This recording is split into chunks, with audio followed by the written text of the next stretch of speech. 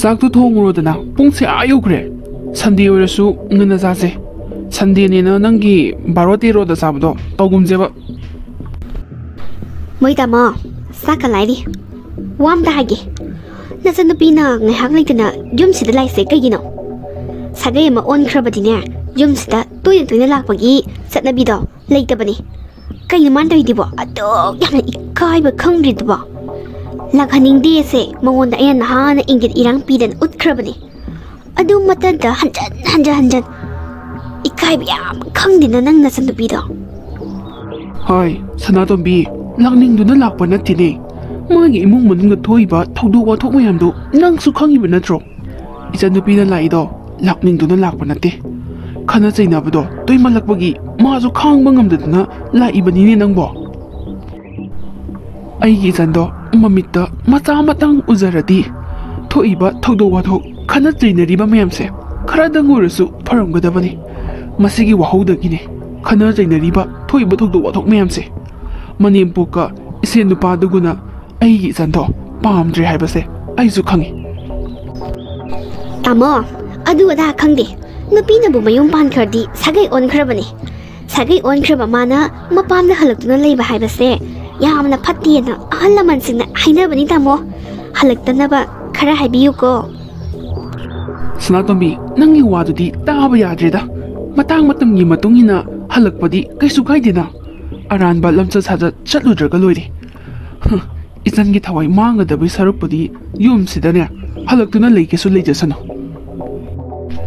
ꯃꯆꯥ ꯌꯥꯎꯗ꯭ꯔꯤ ꯍꯥꯏꯗꯨꯅꯕꯨ ꯑꯩꯒꯤ ꯏꯆꯟꯗ ꯇꯥꯊꯤ ꯇꯑꯣꯏꯅ ꯇꯧꯕꯗꯣ ꯑꯩ ꯈꯥꯡꯕ ꯉꯝꯗꯦꯅꯦ ꯃꯣꯏ ꯄꯥꯄꯨꯒꯤꯗꯅꯦ ꯑꯩꯒꯤ ꯏꯆꯟꯅ ꯌꯥꯎꯔꯣꯏ ꯍꯥꯏꯗꯅ ꯌꯥꯎꯗꯕ ꯃꯆꯥꯔꯣ ꯁꯤꯕꯣ ꯂꯥꯏꯒꯤ ꯅꯣꯡꯗꯝꯅꯤ ꯁꯤꯗꯤ ꯑꯍꯥꯌꯣ ꯅꯣꯛꯇꯨꯝ ꯅꯣꯛꯁꯟꯅꯤꯡꯉꯤ ꯇꯥꯟ ꯆꯥꯗꯅ ꯃꯤꯅꯨꯡꯁꯤ ꯆꯥꯎꯔꯦꯗꯀꯣ ꯃꯤꯁꯨꯅꯦ ꯃꯆꯥꯗꯣ ꯄꯥꯝꯃꯤꯕ ꯈꯪꯉꯕ ꯁꯥꯒꯩ ꯃꯨꯠꯇꯅꯕ ꯍꯥꯏꯗꯅꯅꯦ ꯃꯁꯨꯗꯣ ꯄꯥꯝꯕꯒꯤ ꯍꯥꯏꯕ ꯇꯥꯕꯅꯤ ꯀꯩꯅꯣ ꯋꯥꯍꯩ ꯈꯔꯗꯤ ꯇꯥꯃꯣ ꯑꯩꯈꯣꯏ ꯏꯃꯥꯁꯨ ꯍꯥꯏꯔꯣꯏꯗ꯭ꯔꯣ ꯑꯩꯅ ꯏꯆꯥ ꯌꯥꯎꯔꯝꯗ꯭ꯔꯗꯤ ꯍꯥꯏꯔꯣꯏꯗ꯭ꯔꯕ ꯃꯇꯥꯡ ꯃꯇꯝꯒꯤꯅꯦ ꯀꯥꯏꯅꯒ ꯑꯗꯨꯗꯥ ꯈꯪꯗꯦ ꯑꯩꯗꯤꯅꯦ ꯅꯤꯉꯣꯟꯅ ꯃꯄꯥꯝꯗ ꯍꯜꯂꯒ ꯂꯩꯕꯁꯦ ꯁꯨꯡꯌꯥ ꯌꯥꯅꯤꯡꯗꯦ ꯇꯥꯃꯣ ꯍꯜꯂꯛꯇꯨꯅ ꯂꯩꯍꯟꯕ ꯌꯥꯔꯣꯏꯀꯣ ꯑꯩꯅꯅꯦ ꯁꯥꯎꯔꯛꯇꯅꯅꯦ ꯀꯩꯒꯨꯝꯕ ꯂꯩꯍꯜꯂꯗꯤꯅꯦ ꯑꯩꯗꯤꯅꯦ ꯏꯄꯥꯝꯗ ꯆꯠꯆꯈꯤꯖꯅꯤ ꯇꯥꯃꯣ ꯉꯝꯖꯥꯅꯤꯀꯣ ꯇꯥꯃꯣ ꯍꯨꯟꯇꯣꯛꯑꯝꯃꯒ ꯆꯠꯆꯈꯤꯖꯅꯤ ꯁꯅꯥꯇꯣꯝꯕꯤ ꯑꯗꯨꯃꯥꯏꯅ ꯍꯥꯏꯒꯅꯨ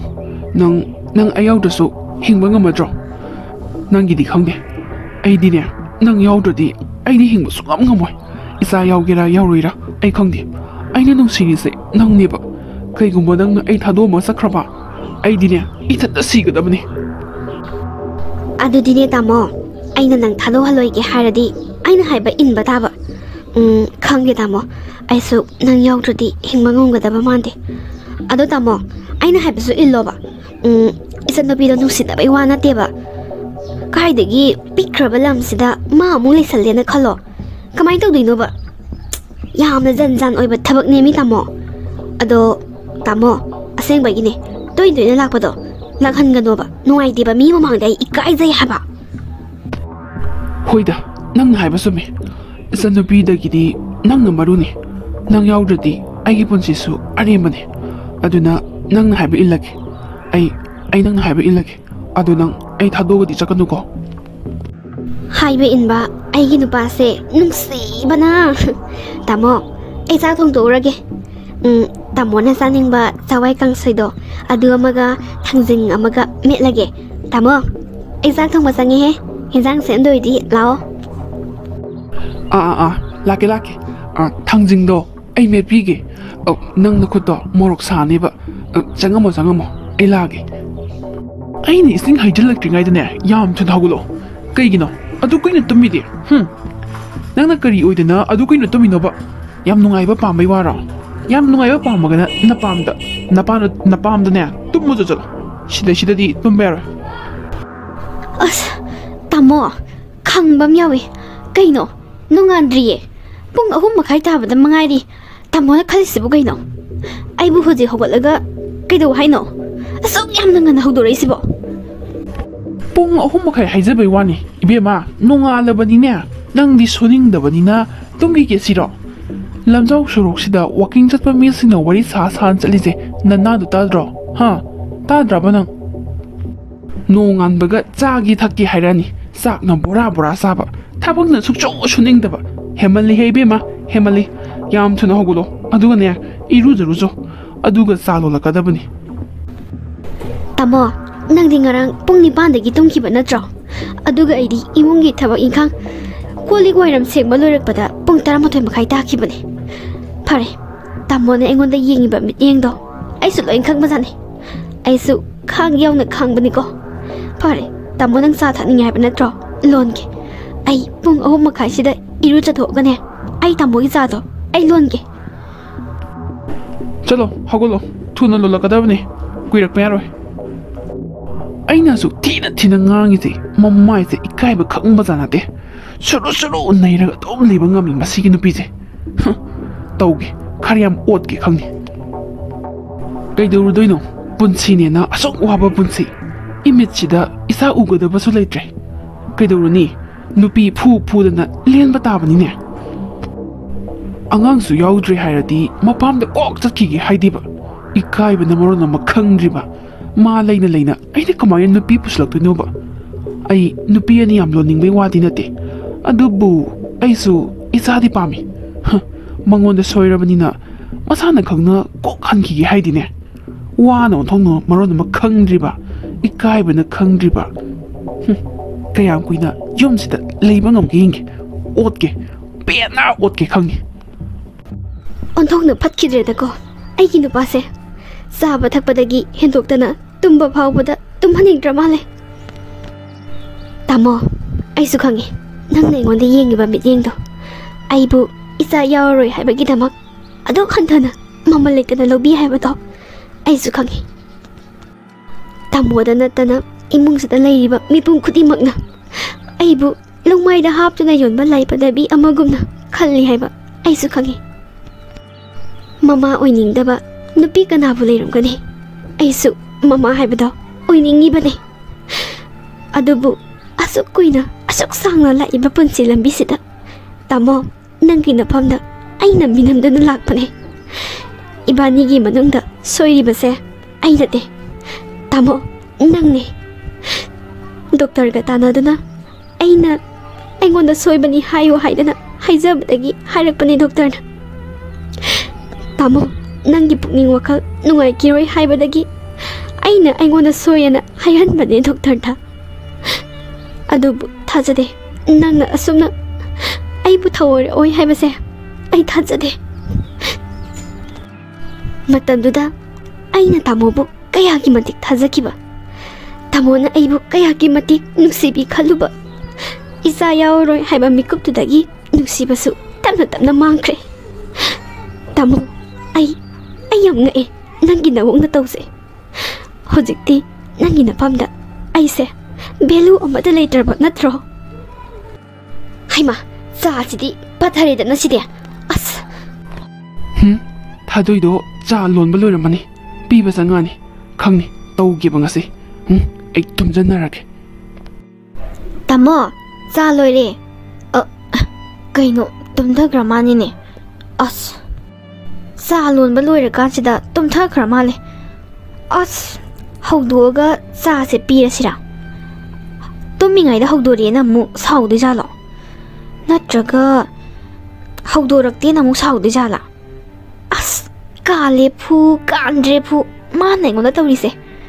ai bu haudo sira ne haudoge sa thakninge na hairambani na haudoge aduna farane tamo sa loire hagolo tamoje tabro hai minai nubi ai tummi haibase nang udro ha ai tummi haibase khangna hodor ise nang ai tumbase nang yam kalak pai waraba tamona sa take sa lolo na hairami dudi adugi sa loire no hodok pani tamo thawoina pung 3 makhai sida hodoga sa lolo lise yam thakning malena aisu hodok pani tamogi tumbado aina kaisu kalak pi banate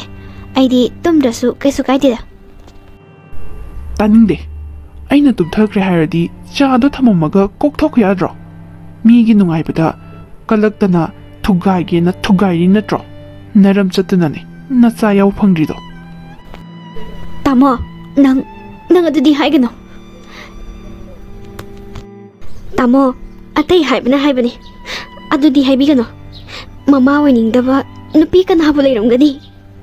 ꯁꯤꯕꯨ ꯑꯩꯅ ꯏꯆꯥ ꯌꯥꯎꯔꯣꯏ ꯍꯥꯏꯗꯅ ꯌꯥꯎꯗ꯭ꯔꯤꯕꯔꯣ ꯁꯤꯕꯣ ꯀꯩꯗꯧꯕꯩ ꯍꯥꯏꯔꯣꯏꯗꯣꯏꯅꯣ ꯅꯪꯒꯤ ꯅꯔꯝ ꯆꯠꯇꯨꯅ ꯍꯥꯏꯔꯛꯄꯅꯤꯅꯦ ꯅꯪꯅ ꯇꯧꯊꯣꯔꯛꯄ ꯊꯕꯛ ꯈꯨꯗꯤꯡꯁꯦ ꯁꯨꯡꯌꯥ ꯌꯥꯅꯤꯡꯗꯦ ꯑꯩꯅ ꯁꯨꯡꯌꯦꯡ ꯍꯦꯛ ꯌꯦꯡꯅꯤꯡꯗꯦ ꯅꯁꯛꯇꯣ ꯅꯪꯁꯦ ꯌꯨꯝꯁꯤꯗꯩ ꯆꯠꯈ꯭ꯔꯒꯗꯤ ꯑꯩꯒꯤ ꯄꯨꯟꯁꯤꯁꯦ ꯈꯔ ꯏꯪꯅ ꯆꯤꯛꯅ ꯂꯩꯒꯗꯕ ꯃꯥꯜꯂꯤ ꯆꯠꯀꯦꯁꯨ ꯆꯠꯈ꯭ꯔꯣꯕ ꯑꯩ ꯋꯥ ꯌꯥꯝ ꯆꯤꯜꯂꯦ ꯅꯪ ꯂꯩꯕ ꯃꯐꯝꯗꯅꯦ ꯑꯩ ꯁꯨꯡꯂꯩ ꯂꯩꯅꯤꯡꯗꯦ ꯇꯥꯃꯣ ꯅꯪ ꯌꯥꯝꯅ ꯍꯣꯡꯉꯤ ꯍꯥꯟꯅꯒꯁꯨ ꯁꯨꯡꯃꯥꯟ ꯃꯥꯟꯅꯗ꯭ꯔꯦ ꯄꯨꯝꯅꯃꯛꯁꯦ ꯊꯥꯖꯕ ꯊꯝꯗꯨꯅ ꯅꯪꯒꯤ ꯅꯅꯥꯛꯇ ꯑꯩ ꯂꯥꯛꯈꯤꯕꯅꯤ ꯈꯪꯉꯦ ꯑꯩ ꯉꯁꯤꯗꯤ ꯅꯪꯅ ꯑꯩꯒꯤ ꯀꯔꯥꯏ ꯐꯥꯎꯕ ꯂꯦꯞꯄꯤꯕ ꯉꯝꯕꯒꯦ ꯍꯥꯏꯕꯗꯣ ꯑꯩ ꯉꯁꯤꯗꯤ ꯈꯪꯉꯦ ꯑꯩ ꯃꯃꯥ ꯑꯣꯏꯔꯔꯣꯏ ꯍꯥꯏꯕꯗꯒꯤ ꯅꯠꯇ꯭ꯔꯣ ꯇꯥꯃꯣꯅ ꯑꯩꯕꯨ ꯏꯟꯊꯣꯛꯄꯤꯕꯁꯦ ꯇꯥꯃꯣ ꯐꯔꯦ ꯅꯪꯒꯤ ꯄꯨꯟꯁꯤꯅ ꯅꯨꯡꯉꯥꯏꯍꯧꯒꯅꯤ ꯍꯥꯏꯔꯕꯗꯤ ꯑꯩ ꯆꯠꯈ꯭ꯔꯒꯦ ꯑꯩ ꯉꯁꯤꯃꯛ ꯇꯥꯃꯣꯕꯨ ꯊꯥꯗꯣꯛꯇꯨꯅ ꯑꯩ ꯆꯠꯈ꯭ꯔꯒꯦ ꯇꯥꯃꯣ ꯍꯣꯏ ꯃꯤ ꯌꯥꯝ ꯃꯃꯥꯡꯗ ꯑꯃꯨꯛ ꯑꯩꯅ ꯇꯥꯟꯊꯣꯔꯛꯄꯅꯤꯅ ꯁꯟꯗꯣꯛꯀꯦꯁꯤꯔꯣ ꯑꯩꯒꯤ ꯋꯥꯗꯤꯅꯦ ꯅꯪꯒꯤ ꯑꯄꯥꯝꯕꯅꯤ ꯅꯪꯒꯤ ꯀꯨꯁꯤꯅꯤ ꯆꯠꯅꯤꯡꯉꯒ ꯆꯠꯂꯨ ꯆꯠꯅꯤꯡꯗ꯭ꯔꯒ ꯇꯣꯛꯎ ꯑꯩꯅ ꯅꯪ ꯉꯛꯁꯝ ꯄꯥꯏꯔꯒ ꯌꯨꯝꯁꯤꯗꯒꯤ ꯇꯥꯟꯊꯣꯛꯄꯗꯤ ꯂꯩꯇꯦꯀꯣ ꯃꯌꯥꯝꯗꯒ ꯁꯟꯇꯣꯛꯑꯝꯃꯕ ꯀꯌꯥꯝ ꯅꯨꯡꯉꯥꯏꯔꯣꯏꯍꯦ ꯅꯪꯒꯤ ꯑꯄꯥꯝꯕꯅꯤ ꯆꯠꯀꯦꯔꯥ ꯆꯠꯂꯣꯏꯔꯥ ꯀꯨꯁꯤ ꯅꯪꯒꯤ ꯑꯩꯅ ꯅꯪꯉꯣꯟꯗ ꯑꯊꯤꯡꯕ ꯑꯃꯠꯇ ꯂꯩꯇꯦ ꯀꯌꯥꯝ ꯀꯨꯏꯅꯅꯣ ꯑꯩꯅ ꯁꯨꯃꯥꯏꯅ ꯈꯪꯖꯤꯟꯅꯗꯅ ꯎꯁꯤꯟꯅꯗꯅ ꯂꯦꯟꯒꯗꯧꯔꯤꯕꯁꯤꯕꯣ ꯇꯥꯃꯣꯒꯤ ꯃꯐꯝꯗ ꯑꯩꯕꯨ ꯅꯨꯡꯁꯤꯕꯒꯤ ꯃꯃꯤ ꯃꯆꯦꯠ ꯑꯃꯠꯇ ꯎꯕ ꯐꯪꯗ꯭ꯔꯦ ꯃꯥꯅ ꯑꯩꯕꯨ ꯃꯃꯜ ꯀꯩꯁꯨ ꯂꯩꯇꯕ ꯄꯣꯠꯁꯛ ꯑꯃꯒꯨꯝꯅ ꯎꯔꯤꯕꯁꯦ ꯑꯩ ꯈꯪꯗꯕ ꯅꯠꯇꯦ ꯈꯪꯅ ꯈꯪꯖꯤꯟꯅꯗꯗꯨꯅ ꯌꯨꯝꯁꯤꯗ ꯂꯩꯔꯛꯄꯅꯦ ꯑꯩ ꯂꯩꯔꯔꯣꯏ ꯅꯪꯒꯤ ꯅꯅꯥꯛꯇ ꯑꯩ ꯁꯨꯡꯂꯩ ꯂꯩꯔꯔꯣꯏ ꯉꯁꯤ ꯍꯥꯏꯕ ꯅꯨꯃꯤꯠꯁꯤꯗꯒꯤ ꯑꯩ ꯅꯪꯉꯣꯟꯗꯒꯤ ꯂꯥꯞꯊꯣꯛꯂꯒꯦ ꯈꯜꯂꯦ ꯃꯄꯨꯔꯣꯏꯕꯒꯤ ꯃꯤꯅꯨꯡꯁꯤ ꯐꯪꯗ꯭ꯔꯕꯤ ꯑꯩꯅ ꯀꯌꯥꯝ ꯀꯨꯏꯅ ꯍꯤꯡꯗꯨꯅ ꯂꯩꯒꯅꯤ ꯑꯁꯨꯛ ꯀꯨꯏꯕ ꯃꯇꯝꯁꯦ ꯃꯥꯒꯤꯗꯃꯛꯇ ꯀꯠꯊꯣꯛꯇꯨꯅ ꯂꯥꯛꯄꯅꯦ ꯃꯥꯗꯤ ꯄꯦꯟꯗ꯭ꯔ ꯃꯥꯜꯂꯦ ꯑꯩ ꯍꯤꯡꯗꯨꯅ ꯂꯩꯕꯒꯤ ꯀꯥꯟꯅꯕ ꯂꯩꯇ꯭ꯔꯦ ꯑꯩ ꯊꯋꯥꯏꯁꯦ ꯊꯥꯗꯣꯛꯂꯒꯦ ꯏꯃꯨꯡꯒꯤ ꯃꯤ ꯑꯃꯠꯇ ꯍꯧꯒꯠꯂꯛꯇ꯭ꯔꯤꯉꯩ ꯑꯩ ꯌꯨꯝꯁꯤꯗꯒꯤ ꯊꯣꯛꯅꯕ ꯇꯧꯔꯒꯦ ꯅꯨꯄꯤ ꯑꯣꯏꯕꯤꯁꯤꯡꯅ ꯈ꯭ꯋꯥꯏꯗꯒꯤ ꯋꯥꯕ ꯃꯤꯀꯨꯞꯁꯦ ꯃꯄꯨꯔꯣꯏꯕ ꯂꯩꯅ ꯃꯄꯨꯔꯣꯏꯕꯒꯤ ꯃꯤꯅꯨꯡꯁꯤ ꯃꯆꯦꯠ ꯑꯃꯠꯇ ꯐꯪꯉꯛꯇꯕ ꯃꯤꯀꯨꯞꯇꯣ ꯅꯨꯄꯤ ꯑꯣꯏꯕꯤ ꯑꯩꯈꯣꯏꯅ ꯀꯌꯥꯝꯅ ꯋꯥꯏ ꯍꯥꯏꯕ ꯅꯨꯄꯥ ꯑꯣꯏꯕ ꯃꯈꯣꯏꯅ ꯁꯨꯈꯪ ꯈꯪꯕꯤꯗꯦ ꯃꯁꯥ ꯄꯣꯛꯆꯗ꯭ꯔꯕ ꯅꯨꯄꯤꯁꯤꯡꯗꯤ ꯃꯤ ꯅꯠꯇꯕꯒꯨꯝꯅ ꯍꯟꯊꯅ ꯌꯦꯡꯕꯤꯕ ꯑꯩ ꯍꯤꯡꯅꯤꯡꯗ꯭ꯔꯦ ꯏꯃꯨꯡꯗꯨꯗ ꯑꯩꯒꯤꯅꯤ ꯍꯥꯏꯗꯅ ꯀꯅꯥꯁꯨ ꯂꯩꯇꯦ ꯑꯩꯉꯣꯟꯗ ꯌꯦꯡꯉꯤꯕ ꯃꯤꯠꯌꯦꯡ ꯑꯩꯁꯨ ꯈꯪꯗꯕ ꯅꯠꯇꯦ ꯑꯩ ꯍꯤꯡꯅꯤꯡꯗ꯭ꯔꯦ ꯑꯩ ꯊꯋꯥꯏꯁꯦ ꯊꯥꯗꯣꯛꯂꯒꯦ ꯇꯥꯃꯣ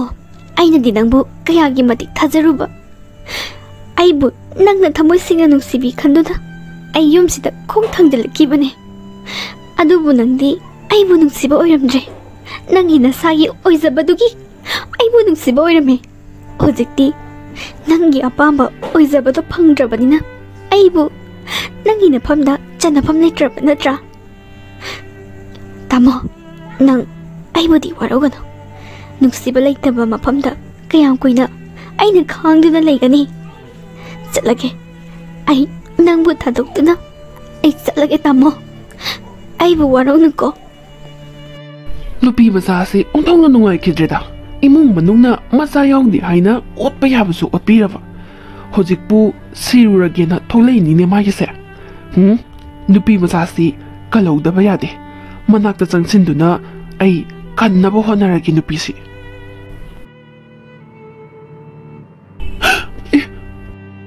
ꯏꯕꯦꯝꯃ ꯀꯤꯒꯅꯨ ꯏꯄꯥꯁꯦ ꯂꯝꯗꯝ ꯑꯁꯤꯕꯨ ꯀꯣꯜꯂꯤꯕ ꯏꯁꯣꯔꯅꯦ ꯅꯪꯒꯤ ꯅꯇꯧ ꯌꯦꯡꯕ ꯉꯝꯗꯗꯅ ꯑꯩ ꯊꯣꯛꯂꯛꯂꯤꯕꯅꯤꯅꯦ ꯅꯪꯅ ꯅꯊꯟꯇ ꯁꯤꯖꯔꯒꯦꯅ ꯈꯟꯕ ꯋꯥꯈꯜꯗꯣ ꯊꯥꯗꯣꯛꯎ ꯐꯠꯇꯕꯅꯤꯀꯣ ꯅꯪꯇꯅꯤ ꯃꯥꯡꯖꯒꯗꯕ ꯕ꯭ꯔꯍ꯭ꯃꯥ ꯐꯥꯎꯕꯅ ꯃꯤꯑꯣꯏ ꯃꯄꯣꯛꯁꯦ ꯀꯜꯂꯛꯑꯦ ꯍꯥꯏꯅꯔꯤꯕꯅꯤ ꯑꯃꯨꯛꯇ ꯄꯣꯛꯆꯒꯦ ꯍꯥꯏꯕ ꯐꯪꯕ ꯅꯠꯇꯦ ꯑꯗꯨꯕꯨ ꯅꯁꯥꯅ ꯅꯁꯥ ꯍꯟꯊꯅ ꯌꯦꯡꯂꯒ ꯑꯩ ꯏꯊꯟꯇ ꯁꯤꯖꯔꯒꯦ ꯍꯥꯏꯕ ꯋꯥꯈꯜꯗꯣ ꯈꯟꯒꯅꯨ ipa wahigi monna taw isana nungti numit khudingi kapado ipa uine yumduda nang kayam wana leli haiba ipa su khangi hayu nangi apamba ngasidi ai pirake nangna kari pendaba kari nungaitaba haibado ipada loina tamu nangi apamba na kari no haibado aduso hayu ai nangi damakta chengna nateng panglagena ai khalle hayu nangi apamba kari no Ipa, nasana lan kiba yaurabasu nasabu ngakpiyo. Nasa hingningdre. Imungduda yamna ware ai hingba. Ipuroi magi minungsi phangdrabada karibu kanarugani. Ipuroi mana aigi awaba maset amata khangbide. Imungduda aigine haibada kana su laite. Aingonda tati tawoina tawbiba ngaktane pumnamakto ai khangaga laibane ipa. Adugisu mathakta ipuroibana phawa aibu satkhro na mikup khudingi tale nungti numit khudingi aibu otba lepte sigi maraksida aibu hiningba phawgadrane ipa ibema si ga ba wakhaldo sukun khanba yate ko hayu nangi nupada nangna kari hainingi kari to honi haibado ipa hayu ipa nangi na teng pangkene ipa aigi nupana nungmata aigi awabase sukan khangbide wahi wata akan basijina duna aibu tale magi wahi akan bada aina kayam wana khangamgani kayamung yamna nungairamoi haibase ma khangdi aina wariba mayamse masu khanganba pami ipa aina wariba pumnamakse masu khanganbiyo phare sanobi nangi awaba nungaitaba maisak pumnamakto nangi napuroibada khanghanba pamlabanina hayengdagi nangi nupada soidanagi chap chana nangna waba singdo mangonda su phawalagi nang aina haibase illo sidagi yum yognaba chatlo tung onthoga hanagi ngakpa yade nangi nupana tumiba phamungduda kakhatlaga nangsu tuminna tumgadabani wama chetamta ngangba yade uisan kibadagi namitto amuk hana pangthokpasu yaroi mikap thoktriba phawba hayeng nongalaba matamda nangi nupaga nangagi thawaise onthoknaramgadoribani mikuptudagi ma soidanagi khangagani masa yaudраbi nupi amana kyamuk yamna awa chektheng khangi haibado ma soidanagi khangangi isa nupi chatlo haujimak nang wa machet amata aingondasu nganglamgano tung hanna yengba yadeko nangi nupagi phamungduda kakhatlaga punna tumgadabani chatlo hayeng nongalaga khanglagani nongsu ngalakadore isa nupi thuna yanga chatlo mina korokpada khumba yadeko chatlo asumna ahingi pung baroda makoi anigi thawaidu onthoknarami as pungsidi ayoramani iruja thoga duk thawmai thanaba tawke akhoi majunane amung ngangdeni thengiga thengdi gana e kai asida matin oro tagai tumise aina trosibo kaino mangla taibangla torisibo o ngarang aigi thawai bukan birakpa lamdam sibu koliba isor ipado mana hairamba wasingdo adugi matungina soidna gi tawrapa soidna oigani phare lila hobu yari sidagidi khangnidana tamogi haksangda aigi thawaina sangduna leirabadina kanadi walking joge thabak togi khangne baga sidi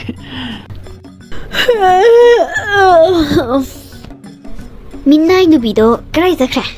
tumbaga se kapsaina hodrog yaineba si pung mapan tagreba se khuido sauni mapam zakro sadi kau he ngasi neba itawra keski nupi unuba chatuise ai gari se mana waibada ai sula ona dum haibani chamina sena as pungside ayore nangi draside as kashu kuiroida bathroom jangaga jam jai thara lore kai no mix se da tariba mami sidi ai na ti sidi thadoi natro ai se thadoi ro thadoi kai no na ngang sibo kai no mangga chap manare kai no toisibo ai sibo but ka sanga bo toisibo ai na ngang gi thadoi gi machin je to lingi haba ꯀꯩꯅꯣ ꯇꯧꯔꯤꯁꯤꯕꯣ ꯀꯩꯅꯣ ꯑꯩꯅ ꯇꯧꯔꯤꯕ ꯃꯇꯧꯁꯤꯕꯣ ꯑꯩꯕꯨ ꯊꯥꯗꯣꯏꯔꯣ ꯑꯩ ꯊꯥꯗꯣꯏ ꯅꯠꯇꯤꯌꯦ ꯑꯩ ꯅꯤꯡꯊꯦꯝ ꯀꯩꯅꯣ ꯑꯩꯁꯦ ꯀꯅꯥꯅꯣ ꯊꯥꯗꯣꯏꯒꯤ ꯍꯛꯆꯥꯡꯗ ꯑꯩꯒꯤ ꯊꯋꯥꯏ ꯑꯣꯏꯅ ꯌꯥꯎꯔꯕꯅꯤꯅ ꯑꯩꯒꯤ ꯍꯛꯆꯥꯡꯗꯨꯗꯤ ꯀꯔꯥꯏ ꯆꯠꯈ꯭ꯔꯦ ꯑꯩꯒꯤ ꯍꯛꯆꯥꯡꯗꯅ ꯊꯥꯗꯣꯏ ꯁꯣꯏꯗꯅꯒꯤ ꯆꯪꯉꯝꯃꯅꯦꯕ ꯊꯥꯗꯣꯏꯗꯨꯕꯨ ꯀꯔꯣꯝꯗ ꯆꯠꯈ꯭ꯔꯖꯥꯠꯅꯣ ꯑꯝꯇ ꯀꯧꯔꯒ ꯌꯦꯡꯒꯦꯗ ꯑꯩ ꯀꯩꯅꯣ ꯑꯩꯅ ꯇꯧꯗꯣꯏꯁꯤꯕꯣ ꯊꯥꯗꯣꯏ ꯀꯥꯏ ꯂꯩꯒꯦ ꯑꯁ ꯀꯃꯥꯏꯅ ꯇꯧꯗꯣꯏꯅꯣ ꯑꯩꯕꯣ ꯀꯔꯥꯏ ꯆꯠꯈ꯭ꯔꯖꯥꯠꯅꯣꯕ ꯃꯄꯥꯟꯗꯒ ꯂꯩꯖꯥꯠꯂꯥ ꯑꯝꯇ ꯌꯦꯡꯈꯤꯒꯦ ꯃꯆꯥ ꯄꯣꯛꯇꯕꯤ ꯃꯤꯅꯥꯏ ꯅꯨꯄꯤ ꯑꯁꯦ ꯀꯩꯅꯣ ꯃꯥꯅ ꯇꯧꯖ ꯁꯥꯖꯔꯤꯁꯤꯕꯣ ꯃꯁꯥꯅ ꯃꯁꯥ ꯀꯧꯗꯅ ꯃꯄꯥꯟ ꯊꯣꯛꯈ꯭ꯔꯤꯁꯤꯕꯨ ꯃꯁꯤꯕꯨ ꯃꯀꯣꯛꯁꯨ ꯆꯥꯖꯥꯠꯂꯣ ꯁꯤꯕꯣ ꯃꯁꯤ ꯐꯔꯣꯏꯗꯣꯔꯤꯍꯦ ꯉꯥꯎꯕ꯭ꯔꯥꯁꯨ ꯉꯥꯎꯕ ꯅꯠꯇ ꯌꯦꯡꯅꯤꯡꯗꯕꯅ ꯃꯤꯒꯤ ꯃꯃꯥꯡꯗꯒ ꯑꯩꯒꯤ ꯏꯃꯧ ꯅꯨꯄꯤꯅꯤ ꯀꯥꯏꯅꯒ ꯍꯥꯏꯕꯗꯣ ꯏꯀꯥꯏꯖꯕꯅ ꯃꯁꯤ ꯑꯩꯅ ꯈꯟꯕꯗꯅꯦ ꯀꯣꯛꯀꯤ ꯂꯩꯅꯥ ꯁꯣꯏꯗꯅꯒꯤ ꯂꯥꯛꯄ ꯑꯣꯏꯔꯝꯒꯅꯤ ꯌꯦꯡꯉꯨꯅꯦ ꯃꯁꯥꯅ ꯃꯁా ꯀꯧꯗꯅ ꯊꯥꯗꯣꯏꯅ ꯃꯄꯥꯟ ꯊꯣꯛꯈ꯭ꯔꯤꯁꯤꯅꯤ ꯉꯥꯎꯔꯦ ꯑꯩꯒꯤ ꯏꯃꯧ ꯅꯨꯄꯤꯁꯦ ꯄꯨꯔꯥ ꯉꯥꯎꯔꯦꯀꯣ 이마, 다도이디. 다도이 깔짝히게봐. 노ꯉꯥꯜꯂꯛꯄꯒ 다도이 ꯂꯩꯔꯝꯗꯤꯁꯦ 깔짝히게봐 이마. ꯑꯩ ꯐꯔꯛ ꯌꯥꯝ ꯇꯥꯔꯦꯗꯩ. ꯍꯥꯏ, ꯃꯤꯅꯥꯏ ꯅꯨꯄꯤ. 노ꯉꯥꯜꯂꯛꯄꯒ ꯅꯀꯣꯛ ꯁꯥꯏꯗꯣ ꯀꯩꯒꯤꯅꯣ? 노ꯉꯥꯜꯂꯛꯄꯒ ꯗꯨꯛ ꯊꯥꯎꯃꯩꯁꯦ ꯊꯥꯗꯣꯛꯄ ꯀꯩꯗꯧꯒꯦ? ꯅꯆꯥ ꯐꯪꯉꯦ ꯌꯥꯎꯗ꯭ꯔꯦ. ꯅꯃꯥꯏꯁꯨ ꯏꯀꯥꯏꯕ ꯂꯥꯏꯃ ꯈꯪꯗꯦꯗꯣ. ꯅꯄꯥꯝ ꯆꯠꯈ꯭ꯔꯁꯨ ꯌꯥꯗꯦ. ꯍꯦ, ꯗꯨꯛ ꯊꯥꯎꯃꯩ ꯊꯨꯅ ꯊꯥꯎ. 이마, ꯅꯪꯒꯤ ꯗꯨꯛ ꯊꯥꯎꯃꯩ ꯊꯥꯕ ꯈꯣꯠꯄ ꯑꯝꯇ ꯉꯥꯏꯈꯣꯕ. 다도이디 하이ꯕꯅꯦ. ꯑꯩꯅ ꯉꯁꯤ ꯁꯥꯎꯔꯗꯤꯅꯦ 이몽ꯁꯤ ꯂꯥꯟ ꯇꯧꯅꯤꯍꯦ. 노ꯉꯥꯜꯂꯛꯄꯒ ꯃꯥ ꯂꯩꯔꯝꯗꯤꯁꯦ ꯀꯩꯒꯤꯅꯣꯕ? ꯍꯩꯃꯥ, 시디 마꼭 파잖아 짜이나 시디야. 아이디 가지 카락터라부 마사나 마사지 까라이레기나 항이바시부 마시부 까리노네해. ꯍꯣꯏ ꯃꯤꯅꯥꯏ ꯅꯨꯕꯤ ꯃꯆꯥ ꯌꯥꯎꯗꯕꯤ ꯅꯪꯅ ꯀꯣꯏꯀꯧꯏꯗꯣ ꯀꯩꯒꯤꯅꯣ? ꯁꯣꯞꯅꯤꯡꯗ꯭ꯔꯗꯤ ꯑꯩꯒꯤ ꯀꯥꯗ ꯌꯥꯝ ꯊꯨꯅ ꯆꯪꯉꯣ. ꯋꯥ ꯃꯈꯥ ꯑꯝꯇ ꯇꯥꯔꯝꯗꯅ ꯋꯥ ꯃꯆꯦꯠ ꯑꯝꯇ ꯉꯥꯡꯉꯝꯗꯅ ꯊꯨꯅ ꯆꯪꯉꯣ ꯑꯩꯒꯤ ꯀꯥꯗ. 이마, ꯑꯩ ꯆꯪꯉꯨꯈꯤꯒꯦ. ꯐꯔꯛ ꯑꯃ ꯇꯥꯔꯦꯍꯦ. ꯀꯔꯤꯅꯣ ꯇꯧꯅꯔꯤꯁꯤꯕꯣ? ꯀꯣꯛꯀ ꯉꯥꯎꯏꯗ. ꯅꯪꯅ ꯊꯥꯗꯣꯏ ꯀꯧꯔꯒ ꯏꯆꯥ ꯅꯨꯄꯥꯁꯤꯅ ꯂꯥꯛꯏꯁꯤꯅ ꯀꯃꯥꯏꯅꯅꯣ ꯁꯤꯕꯣ? ꯀꯩꯅꯣ ꯇꯧꯔꯤꯁꯤꯕꯣ? ꯀꯣꯛꯀ ꯉꯥꯎꯏꯗ. ꯍꯦ, ꯑꯗꯨ ꯑꯗꯥ ꯈꯪꯗꯦ. ꯗꯨꯛ ꯊꯥꯎꯃꯩ ꯊꯥꯎ. ꯑꯗꯨꯒꯅꯦ ꯌꯥꯝ ꯊꯨꯅ ꯆꯥ ꯂꯣꯜꯂꯛꯀꯗꯕꯅꯤ. ꯆꯤꯅꯤ ꯊꯨꯝ ꯇꯛ ꯈꯪꯉꯦꯗꯅ. ꯅꯪꯒꯤ ꯆꯤꯅꯤ ꯊꯨꯝꯃꯣꯏ ꯊꯨꯝꯗꯕꯩ ꯄꯨꯊꯣꯔꯛꯄ ꯌꯥꯔꯣꯏꯀꯣ. ꯍꯦꯛ ꯄꯨꯊꯣꯔꯛꯄꯗꯅꯦ ꯅꯃꯥꯏꯗ ꯍꯩꯖꯤꯟꯒꯗꯕꯅꯤ ꯈꯪꯉꯕ? ꯃꯊꯥ ꯁꯥꯔꯤꯉꯩꯁꯤꯗꯅꯦ ꯆꯥ ꯂꯣꯜꯂꯛꯎ ꯀꯥꯏꯅꯒ ꯏꯃꯥ ꯑꯣꯏꯔꯁꯨꯅꯦ ꯇꯞꯇꯥꯏ ꯐꯨꯗꯠꯂ ꯊꯝꯃꯝꯅꯤꯍꯦ ꯉꯁꯤ. ꯈꯣꯏꯗꯧ ꯁꯥꯎꯅꯤꯡꯉꯤ ꯀꯥꯟꯁꯤꯗꯕ. ꯍꯦ, ꯀꯩꯅꯣ ꯃꯔꯝ ꯁꯣꯜꯂꯤꯗꯣ ꯀꯩ ꯍꯥꯏꯅꯣ? ꯑꯥꯏ, ꯆꯪꯈ꯭ꯔꯦꯅꯦ. ꯑꯩꯅ ꯉꯥꯡꯕꯒꯁꯦ ꯊꯋꯣꯏ ꯋꯥꯋꯣꯏꯅꯒ ꯇꯥꯗꯕꯤꯒ ꯇꯧꯏꯅꯦ. ꯉꯁꯤ ꯑꯩꯅ ꯁꯥꯎꯔꯛꯇꯅꯅꯦ ꯅꯁꯝ ꯄꯥꯏꯔ ꯆꯤꯡꯅꯤꯁꯦ ꯉꯁꯤ. 다도이, ꯀꯩꯅꯣ ꯇꯧꯔꯤꯁꯤꯕꯣ? ꯀꯩꯅꯣ ꯍꯩꯕꯅꯦ ꯇꯧꯔꯤꯁꯦ? ꯑꯩꯗꯤ ꯃꯪꯒ ꯆꯞ ꯃꯥꯟꯅꯔꯦ ꯍꯥꯏꯕ. ꯀꯃꯥꯏꯅꯅꯣ ꯁꯤꯕꯣ? ꯅꯪꯒꯤ ꯍꯛꯆꯥꯡꯁꯦ ꯑꯩ ꯌꯥꯝ ꯍꯩꯅꯗꯦ. ꯁꯦ, ꯑꯣꯟꯊꯣꯛꯅꯁꯦꯕ. ꯀꯃꯥꯏꯅ ꯇꯧꯔꯒ ꯑꯣꯟꯊꯣꯛꯅꯅꯤ? ꯑꯩꯒꯤ ꯍꯛꯆꯥꯡ ꯍꯩꯅꯗꯦ ꯀꯥꯏꯅ ꯅꯪꯒꯤ ꯍꯛꯆꯥꯡꯁꯤꯗꯤ ꯍꯩꯅꯔꯦꯍꯦ. ꯁꯦꯒꯥꯛ ꯃꯅꯝ ꯏꯅꯝ ꯍꯦꯛ ꯅꯝꯊꯤꯒꯩ. ꯑꯣꯏꯌꯨ ꯀꯩꯅꯣ. ꯅꯍꯥꯟ ꯃꯈꯩ ꯑꯩꯅ ꯊꯥꯗꯣꯏ ꯑꯣꯏꯅ ꯂꯩꯔꯝꯕꯗꯣ ꯅꯨꯡꯉꯥꯏꯕ꯭ꯔꯥ ꯌꯦꯡꯉꯣ ꯅꯪꯁꯨ. ꯑꯩꯅ ꯀꯔꯤ ꯅꯨꯡꯉꯥꯏꯇꯕ ꯀꯔꯤ ꯑꯋꯥꯕ ꯆꯩꯊꯦꯡ ꯈꯥꯡꯒꯦ ꯍꯥꯏꯕꯗꯣ ꯅꯪꯁꯨ ꯈꯪꯉꯛꯀꯅꯤ. ꯑꯗꯨꯒꯅꯦ ꯁꯤꯃꯗꯤ ꯍꯥꯏꯒꯦꯍꯦ. ꯑꯩꯅ ꯅꯨꯄꯤ ꯑꯣꯏꯔꯤꯉꯩꯗ ꯅꯈꯣꯏ ꯃꯌꯥꯝꯅ ꯑꯣꯠ ꯅꯩꯕꯗ ꯑꯩꯅ ꯀꯌꯥꯃꯨꯛ ꯌꯥꯝꯅ ꯋꯥꯅ ꯈꯥꯡꯈꯤꯕꯒꯦ ꯍꯥꯏꯕꯗꯣ ꯅꯪꯁꯨ ꯌꯦꯡꯉꯣ. ꯍꯧꯖꯤꯛꯇꯤ ꯅꯨꯡꯉꯥꯏꯔꯝꯃꯅꯤ. ꯑꯩꯒꯤ ꯍꯛꯆꯥꯡꯗ ꯅꯪꯒꯤ ꯊꯋꯥꯏꯅ ꯆꯪꯗꯨꯅ ꯂꯩꯔꯕꯅꯤꯅ ꯅꯪꯁꯨ ꯈꯪꯉꯅꯤ ꯑꯩꯅ ꯀꯌꯥꯃꯨꯛ ꯌꯥꯝꯅ ꯋꯥꯈꯤꯕꯒꯦ ꯍꯥꯏꯕꯗꯣ. ꯃꯁꯤ ꯄꯨꯝꯕꯁꯦ ꯏꯁꯣꯔꯅ ꯀꯌꯥꯃꯨꯛ ꯌꯥꯝꯅ ꯑꯩꯅ ꯋꯥꯈꯤꯕꯒꯦ ꯍꯥꯏꯕꯗꯣ ꯅꯪꯉꯣꯟꯗ ꯈꯪꯍꯟꯅꯕꯒꯤꯗꯃꯛꯇ ꯏꯕꯥꯅꯤꯒꯤ ꯊꯋꯥꯏꯁꯦ ꯑꯣꯟꯊꯣꯛꯅꯕꯅꯦ. ꯑꯗꯨꯒꯅꯦ ꯀꯔꯤꯒꯨꯝꯕ ꯏꯕꯥꯅꯤꯒꯤ ꯋꯥꯔꯤꯁꯦ ꯏꯃꯥꯗ ꯍꯦꯛ ꯂꯤꯊꯣꯛꯑꯕ ꯅꯪ ꯑꯩꯅ ꯀꯩꯗꯧꯔꯒꯦ ꯌꯦꯡꯉꯣ. ꯑꯩꯁꯦ ꯂꯣꯏꯅꯃꯛ ꯐꯤꯔꯣꯜ ꯂꯧꯊꯣꯛꯑꯒꯅꯦ ꯂꯝꯖꯥꯎꯗ ꯆꯠꯂꯒꯅꯦ ꯅꯪ ꯈꯣꯡꯒꯣꯏꯅꯒꯗꯕꯅꯦ. ꯁꯤꯃꯗꯤ ꯈꯪꯉꯣ ꯅꯪ ꯍꯦꯛ ꯉꯝꯗ꯭ꯔꯕ ꯌꯦꯡꯉꯣ. 다도이, ꯅꯪ ꯑꯩꯒꯤ 이zzatꯗꯤ ꯈꯣꯡꯒꯣꯏꯅꯕꯤꯒꯅꯣ ꯀꯩꯗꯧꯔꯒꯦ? ꯑꯩ ꯅꯪꯅ ꯍꯥꯏꯕ ꯏꯟꯒꯦꯕ.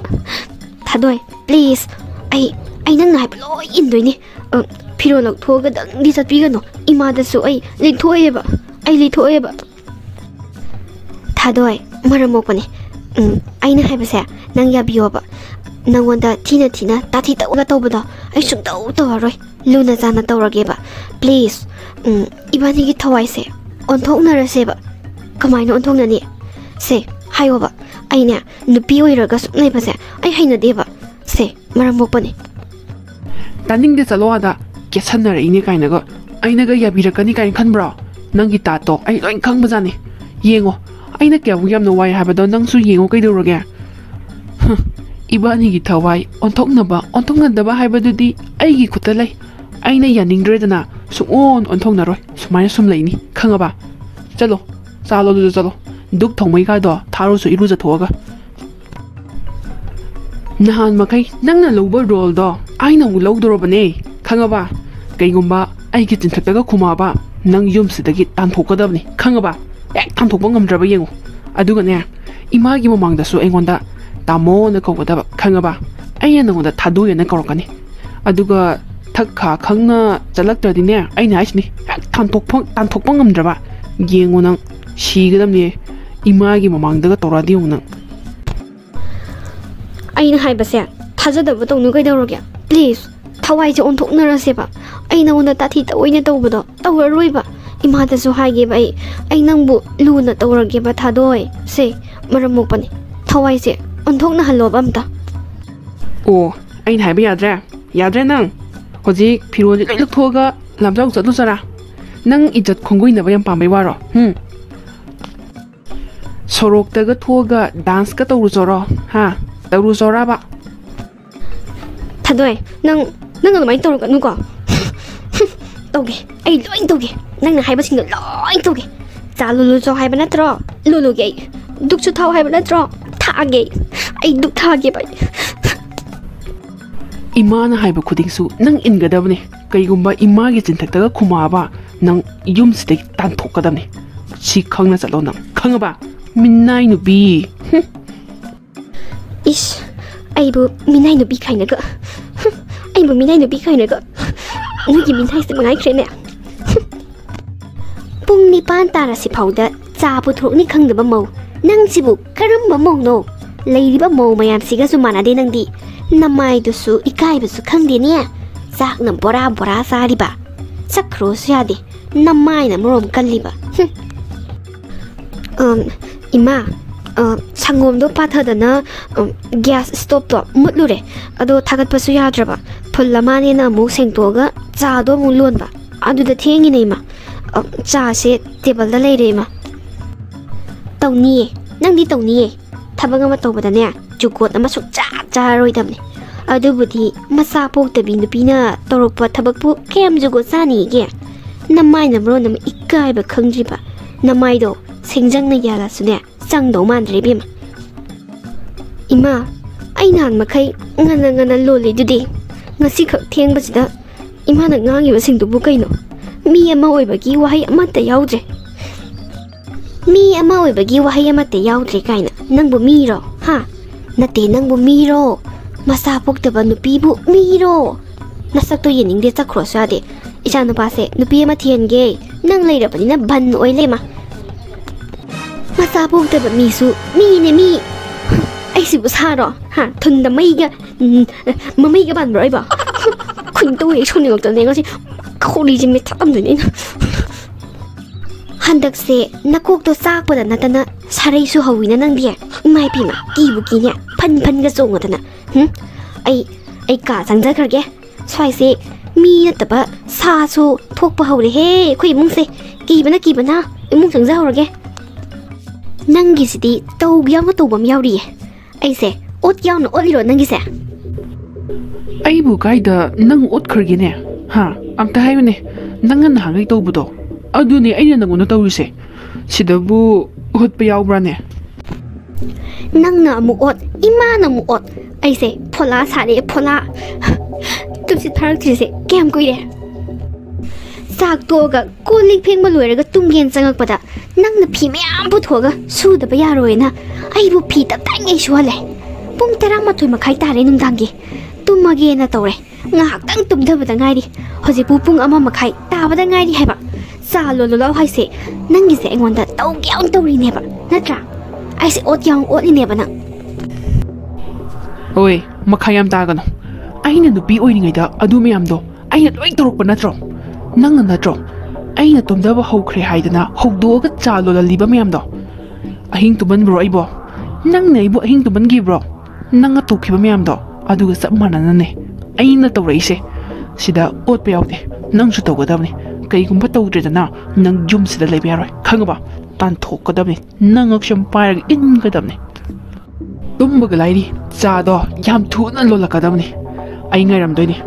ꯆꯠꯂꯣ ꯍꯧꯒꯠꯂꯣ ꯅꯨꯄꯤ ꯑꯣꯏꯕꯁꯤꯗꯤ ꯌꯥꯝꯅ ꯋꯥꯏꯅ ꯁꯤꯗꯤ ꯅꯨꯄꯤꯒꯤ ꯗ꯭ꯔꯦꯁꯅꯦꯅ ꯇꯧꯔꯤꯁꯤꯅꯅꯦ ꯃꯔꯤꯒ ꯃꯔꯥꯡꯒ ꯑꯩꯁ ꯖꯣꯠ ꯂꯥꯎꯒꯦ ꯌꯥꯝ ꯋꯥꯏꯑꯦꯕꯁꯦ ꯁꯤꯒꯤꯁꯨ ꯃꯊꯛꯇ ꯑꯃꯨꯛ ꯃꯣꯏ ꯑꯅꯤ ꯆꯪꯗꯅ ꯑꯩꯁꯦ ꯑꯃꯨꯛ ꯑꯣꯠꯂꯤꯅꯦꯕ ꯑꯩ ꯈꯥꯡꯕ ꯉꯝꯃꯛꯇ꯭ꯔꯦꯗ ꯑꯩ ꯁꯤꯅꯤꯡꯕ ꯑꯃ ꯌꯥꯎꯁꯜꯂꯛꯇꯣꯔꯦ ꯇꯨꯝꯕꯁꯨ ꯐꯪꯉꯛꯇ꯭ꯔꯦ ꯀꯔꯤꯅꯣ ꯇꯧꯔꯤꯁꯤꯕꯣ ꯆꯥꯔꯝꯗꯥꯏ ꯈꯨꯗꯤꯡꯒꯤ ꯑꯩꯈꯣꯏ ꯃꯥꯁꯤꯅ ꯑꯩꯉꯣꯟꯗ ꯍꯥꯏꯗꯣꯏꯁꯦ ꯊꯤꯕꯣꯡ ꯆꯥꯛꯅ ꯕꯣꯔꯥ ꯆꯥꯏꯌꯦꯅ ꯉꯥꯡꯗꯣꯏꯅꯦꯕ ꯅꯍꯥꯟ ꯃꯈꯩ ꯑꯩꯗꯤ ꯈꯪꯕꯨ ꯈꯪꯗꯦ ꯑꯩꯅ ꯊꯥꯗꯣꯏꯗ ꯑꯣꯠꯈꯤꯕ ꯃꯌꯥꯝꯗꯣ ꯊꯥꯗꯣꯏꯗꯨꯕꯨ ꯑꯩꯅ ꯋꯥꯔꯤ ꯁꯨꯃꯥꯏꯅ ꯋꯥꯔꯝꯒꯗ꯭ꯔꯣ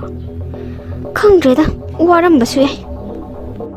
ꯑꯦ ꯀꯥꯎꯏꯅꯦ ꯊꯥꯗꯣꯏꯗꯣ ꯆꯥ ꯊꯛꯀꯦꯅ ꯍꯥꯏꯔꯝꯕꯅꯦ ꯑꯁ ꯑꯩ ꯑꯃꯨꯛ ꯆꯩ ꯆꯥꯕ ꯇꯥꯔꯦꯅꯦ ꯑꯩꯅ ꯅꯨꯄꯤ ꯑꯗꯨꯝ ꯑꯃꯨꯛ ꯑꯣꯏꯔꯨꯔꯕꯅꯤꯅꯅꯦ ꯄꯥꯡꯒꯜꯁꯦ ꯉꯝꯗꯦꯕ ꯃꯥꯅ ꯍꯦꯛꯇ ꯍꯦꯜꯂꯦꯕ ꯀꯟꯕ ꯑꯩ ꯆꯩ ꯆꯥꯕꯗꯤ ꯉꯝꯃꯣꯏ ꯆꯥꯗꯣ ꯑꯝꯇ ꯂꯣꯜꯂꯨꯈꯤꯒꯦꯗ ꯍꯦ ꯀꯣꯛ ꯆꯥꯛꯄꯤ ꯑꯍꯤꯡꯁꯤꯗ ꯀꯅꯥꯅ ꯆꯥ ꯂꯣꯜꯂꯣ ꯍꯥꯏꯒꯦ ꯍꯥ ꯀꯣꯛ ꯆꯥꯛꯄꯗꯤ ꯍꯦꯟꯗꯣꯔꯛꯇꯅ ꯌꯨꯝꯁꯦ ꯃꯩ ꯊꯥꯗꯣꯛꯑꯝꯃꯒꯦ ꯍꯥꯏꯔꯤꯔꯥꯅꯦ ꯍꯦ ꯃꯁꯤ ꯐꯨꯒꯦꯗ ꯃꯁꯤ 이마 그이기도 이마나 이거나 부리시버 따모나 짜로로 하이버기 론마네 이마 하이 이까이 강다비 나마유 타말리네 헤이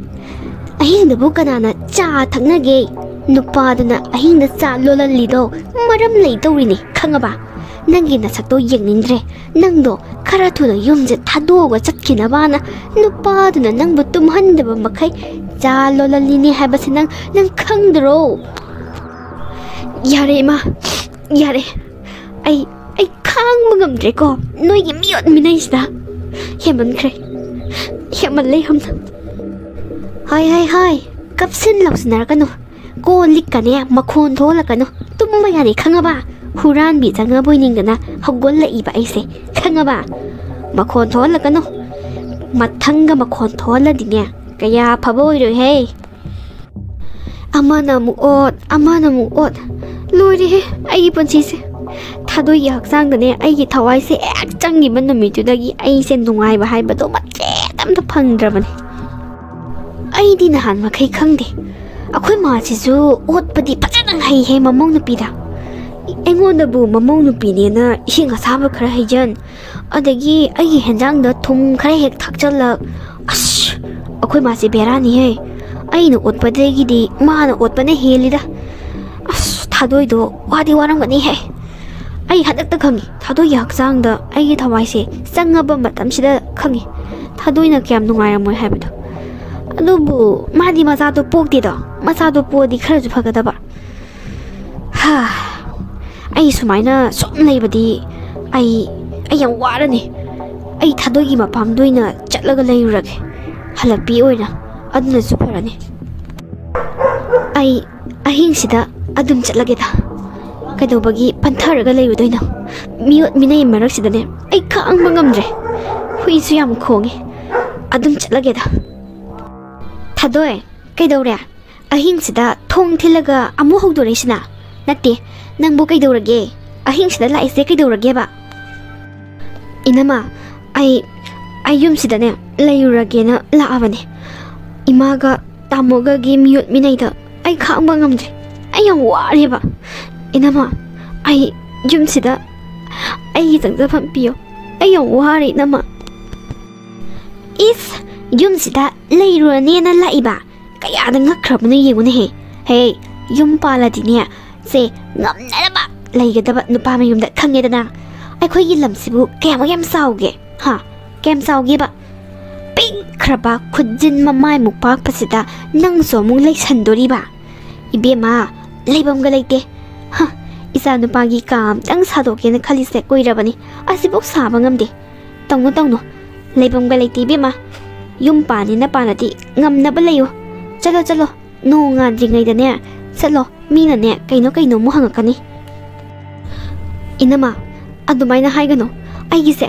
ꯑꯣꯠꯄ ꯅꯩꯕ ꯍꯦꯟꯃꯜꯂꯛꯄꯒꯤ ꯈꯥꯡꯕ ꯉꯝꯗꯗꯨꯅ ꯂꯥꯛꯏꯕꯅꯦ 이놈아 따져오도 엄다 꼭독비로 따져오가 엄다 와리 사자게 please 이놈아 아이 따져오가 와리 엄다 사자게 그이노 야로예 너희 따져오가 와리 스나바 야로이 너희 따져오디 뿌라 빵드롬네 빵드롬시다 와리 사라가 값을라우 쓴나라가 너희 따져오나가 시다 레이로 가이나가 하라니 싫어 야로이 너희 따져오 와리 사바 야로이 낭도 시다 레이바 야로이 lam yamna pi'e haiba ko ikai khangnaba tawgano yum pani na paladine ngamnaba leigadaba khangedana se no ngandringai da chatnaba tawro ai sune thonglon silage tawbane nang tho'uroi bema mina ukraga kaino mu hangakane ba se tho'uro inamma ne thonglon singe inama ai da jawga amuda unajage ba ai lamju kai pamjade yumsida laibadu dang pinabi ayaba 야로이 하리드나 야로이 하르디 꼭 ꯆꯠꯈ꯭ꯔꯣ ꯀꯩꯗꯧꯔꯒꯦ ꯅꯪꯁꯤ ꯅꯃꯥꯏ ꯌꯥꯝ ꯊꯥꯏꯌꯦ ꯏꯕꯦꯝꯃ ꯅꯪꯒꯤ ꯅꯃꯥꯏꯗꯨꯕꯨ ꯀꯩꯗ ꯄꯥꯟꯒꯦ ꯃꯤꯅ ꯉꯁꯥꯏꯗꯩ ꯉꯥꯡꯉꯤꯁꯦ ꯀꯔꯤ ꯍꯥꯏꯔꯤꯅꯣ ꯈꯪꯗꯕ꯭ꯔꯣ ꯆꯠꯂꯣ ꯏꯕꯦꯝꯃ ꯅꯣꯡ ꯉꯥꯟꯗ꯭ꯔꯤꯉꯩꯗ ꯆꯠꯍꯧꯔꯣ ꯊꯣꯡ ꯊꯤꯡꯖꯟꯒꯦ ꯂꯥꯛꯑꯣ ꯊꯣꯛꯂꯛꯑꯣ ꯂꯥꯛꯑꯣ ꯑꯩꯅꯦ ꯊꯣꯡ ꯊꯤꯡꯖꯟꯗꯒꯤ ꯉꯥꯏꯔꯕꯅꯦ ꯂꯥꯛꯑꯣ ꯑꯗꯨꯒꯅꯦ ꯊꯥꯗꯣꯏ ꯅꯪꯒꯤ ꯈꯠꯅꯕ ꯈꯨꯗꯤꯡꯒꯤ ꯅꯄꯥꯝꯗ ꯍꯦꯛ ꯂꯥꯛꯄꯗꯣ ꯂꯥꯛꯀꯅꯨꯀꯣ ꯃꯤ ꯃꯃꯥꯡꯗꯤ ꯏꯀꯥꯏꯖꯩ ꯂꯥꯛꯀꯅꯨ ꯂꯥꯛꯑꯣ ꯊꯣꯡ ꯂꯣꯟꯖꯟꯒꯦ ꯊꯣꯛꯎ ꯂꯥꯛꯑꯣ ꯊꯥꯗꯣꯏꯒꯤ ꯃꯄꯥꯝꯗꯁꯨ ꯑꯩꯕꯨ ꯆꯪꯍꯜꯂꯛꯇ꯭ꯔꯦ ꯌꯨꯝꯗꯅ 이마가 타도이가는 옷봐 아이 영화래 아이 힘들어 아이 따스잉나 아이 와래 아이 ngasi디 강해 타도이나 kayamuk yamna awa mai sa khangamgadage haibado ai ngasidi khange aina khalluba pumnamak aranbane aiga thadoiga toina khatnabada thadoina mapamda chatkibado ai wakhaladi harau nungaina leramgani khallubane adubu ngasidi khange magi manamagi wahi wata singduna thadoido kaisu nungairamoi lakhaningde lehaningde haiba ai khange manamagi wahi wata da 타도이나 짝롱가다바 마이삭 농아이라 모이다바 타도이기 정접함 레이데 온통나서 똘리다 누피 오이비기 마폭세 아이나 누파 오이루바니나 캉다바네 아두부 타도이기 학장다 아이기 타와이나 레이리바 마카이디 아이 까우바 ngamlaroy 누피 오이비기 아와바세 아이 한딱딱 캉게 타도이도 호직다다 농아이락트리 얌나 아이나 무엇 이마나 무엇 마기 작록다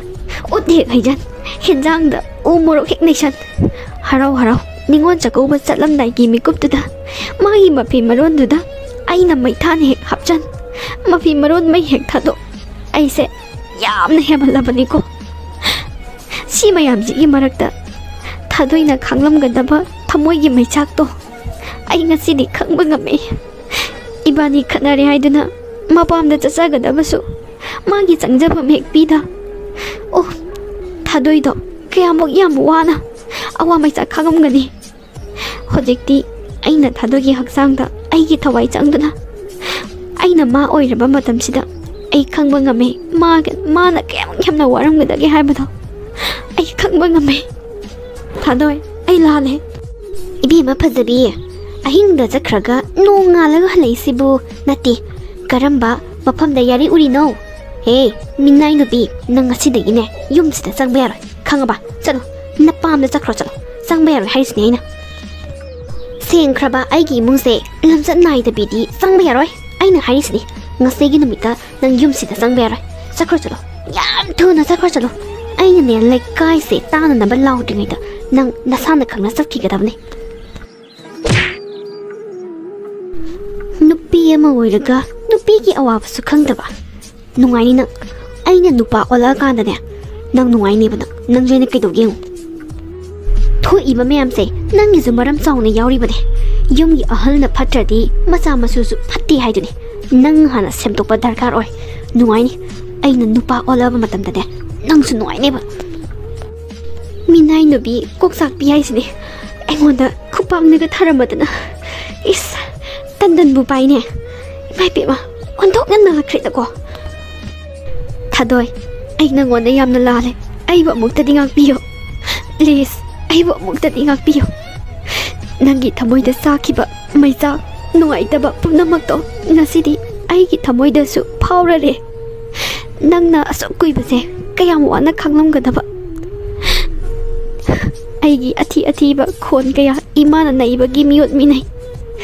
ꯅꯪꯅ ꯀꯌꯥꯃꯨꯛ ꯌꯥꯝꯅ ꯋꯥꯅ ꯈꯪꯂꯝꯒꯗꯒꯦ ꯍꯥꯏꯕꯗꯣ ꯉꯁꯤꯗꯤ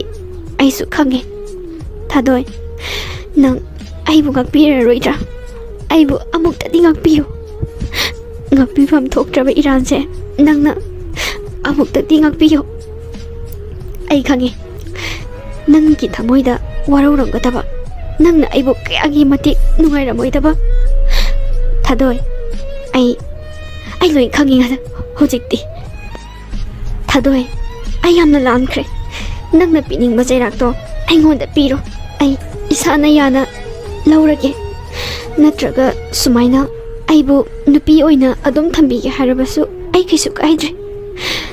nangna chakpa maisak to ngasidi aigi thamoida su chaklare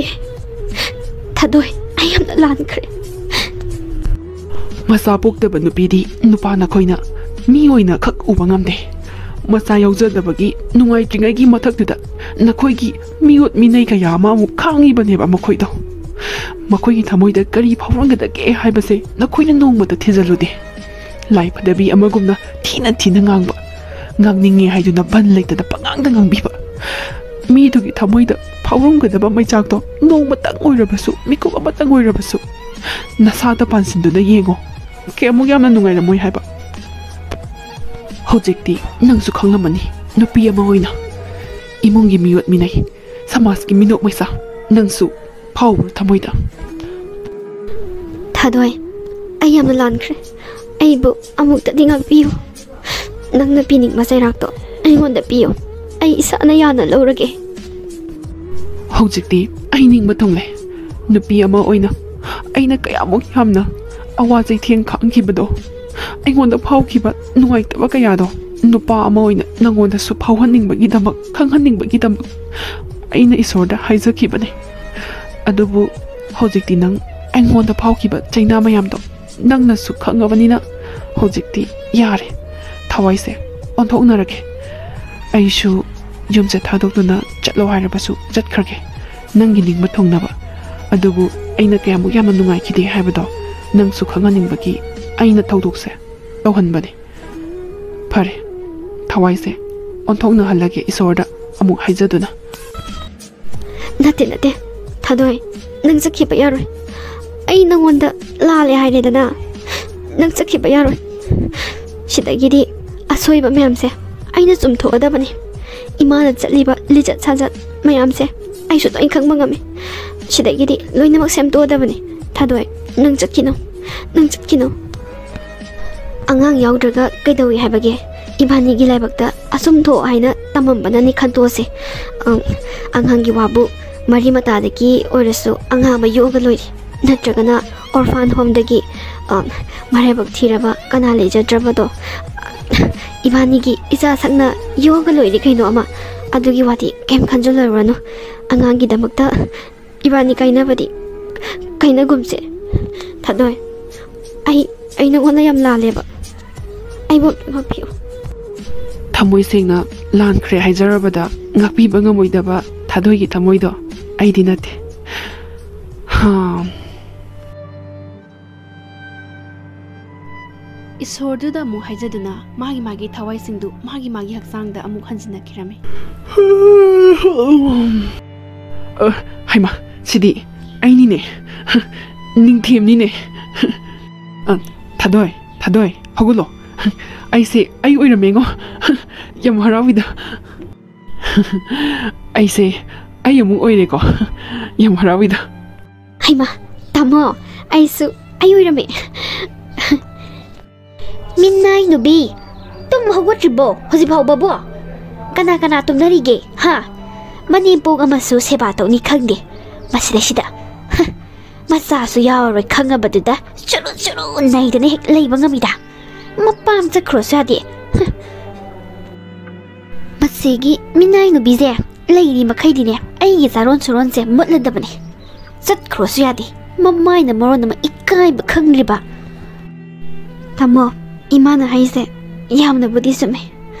ꯑꯩ ꯂꯩꯔꯤꯕ ꯃꯈꯩꯗꯤ ꯇꯥꯃꯣꯒꯤ ꯆꯥꯔꯣꯟ ꯁꯨꯔꯣꯟ ꯃꯨꯠꯄ ꯇꯥꯕꯅꯦ ꯑꯁ ꯌꯥꯔꯤꯁꯦ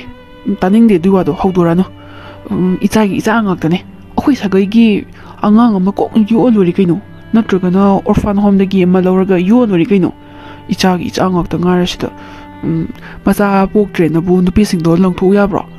moidi mi na traba yare akhoi mai mawa ga lobu yaba janate akhoi ma se ai haige ba kari minai nu bi kaina ai ju minai nu paraba minai nu pi gi nu pa di minai nu pa na tro ate ai ju minai raba akhoi ma sai to gyong ba ima kaino ai su minai nu paro ate ai su minai nu paraba ima am thayo ne kariya isadabu minai nu pa kanana haireba mai kya to chegai gi ne kanana isada minai nu pa haireba hayo ima da hayo ima nang bo seng bagi mai kya to chegai ba ngamgadra ne ngamgadra ba ngamni hairdi haiduba ngamni ne kanano da hairo mana ai isadabu minai nu ba haiba yabro ai isa se mathantani mani muktane na khallini ne imadi hairo engonda dine mi kanam da no sittaba yaroi karigino imana thadoida he minai nu pi na haise ha ai sibu minai nu paraba minai nu pi gi nu pa di minai nu pa na tro ate ai sibu minai nu paraba ima ai nu pi dabu minai haiba yabro ha minai haiba yabra ba ima matu munau dine ai gi nu pi da minai nu pi haiba yaroi karigomba hairaba ai phatti hai noima hai ima bulana launo imana tawriba mayam se nang bu nuksi bagini ne he macha su poroi da banu pi ase tan to kharga ne isa gi damakta imana ikut chaba imo ma thiraga ne se saron churon chanduk na ba imana honari bani ne he ima yare wa maka tabirano ima su nupi na tro nupi nang na nupi da otlaga achok yamna haraurisna karigino nupi ama oirega nupi gi thamoisu masak khangma ngamtaba macha yaudaba nupi singsibu nate ima mokhoi sibu mi natraba haibanida thamoi ga sibu pandraba jalo ima tongno mi gi mi chamane ai gi laibakta asum thona tambanani yare akhoi gi sagai gi angang ma yoga loire kaishu nataba sida mi bu kaishu laitana khanbadu di ima nang pap so impuni ko batung manau di ima panbirakano akhoi sagai anga ma yoga loire ko thadoi yumsidagi tanthokpa songa yaroi tanthokkin khalakpa mikuptane aisu yongna yumse thadoga sakhigani aina sileba mayam se nangi phanabani aidine ai asengba igi isudo ai pame aidi mabu tanthokharga ikut chabi imo ma thiraga ne imo oikido wali aidine mabu tanthokta bayade tanthokadori bani nupi nangna nupi achok yamna otningi se kaigino